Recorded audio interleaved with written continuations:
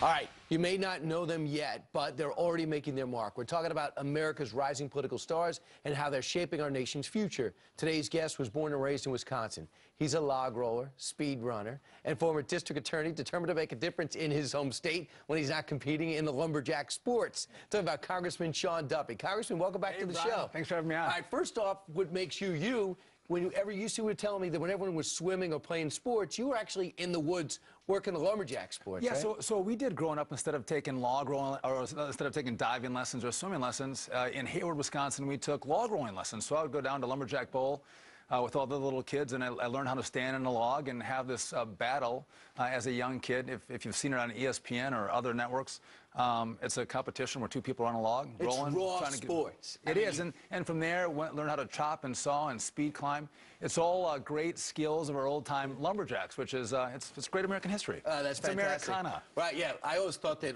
raw skill was a battle of the network stars. I had no idea that you had the lumberjack games. But Congressman, you said you never thought you were going to get into politics. Listen, I grew up in a small town in northern Wisconsin.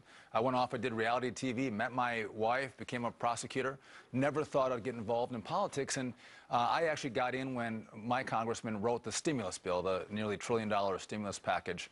I didn't think that was a great way to grow jobs or create economic growth, so I decided to run for Congress, and never thought I'd get here, but here I am, trying to make a difference. 6 kids later, right? 6 kids. 6 kids. Rachel Campos Duffy is your wife. My wife, yeah. And she's also an author. Yep. So, and number 7 is on the way. So listen, I'm trying to be an overachiever on the kid front. Oh, that's no kidding. So you have your hands full trying to be in 2 things at Washington as well as Wisconsin, right? Yeah. While trying to be a parent. How do you look at that? You recognize those people. That's you. How do you balance both? Listen, I think it's important to make sure you have your priorities in place. And one is, my kids and my family are a top priority for me. They're the ultimate priority. But if I care about their future and where what kind of country we're going to leave off for them, I have to go and partake in the greater fight of who we are going to be as a people and the kind of America they're going to inherit. And I have a great seat at the table to make a huge difference in the country that they will get when they're, my age. So having said that, there was just a decision in the House to put up for a vote, raising the debt ceiling without anything attached. Yeah. Only 28 Republicans voted for it. Yeah. Speaker Boehner took Democratic votes. How do you feel about that? Listen, I didn't vote for it. I think if we're going to raise the debt limit, we have to reform the way we spend. And one of the problems that we have, Brian, is Democrats won't vote for a debt limit increase unless it's clean. And we don't have enough Republicans by ourselves to reform the way we spend and raise the debt limit. We have 30, 40 members that will just flatly say no to raising the debt limit. And even with our conservative packages, our conservative budgets that balance the budget with Paul Ryan, they balance in 10 years. For 10 years, you have to raise the debt limit. So listen, this is not getting the job done.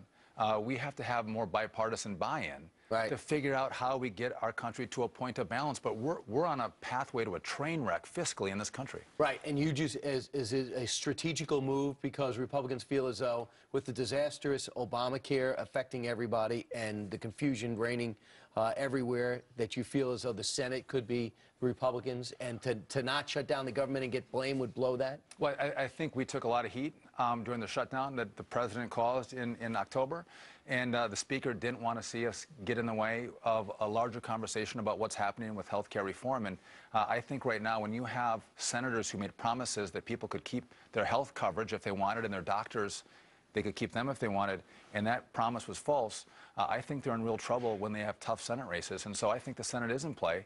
And I just think, what kind of changes can we make if we have the House and the Senate? We can put more pressure on the president to make these fiscal reforms. With 7 kids and, as I mentioned, 2 locations where you really got to thrive. You got to tell the people what they want. You got to vote for what you believe they want.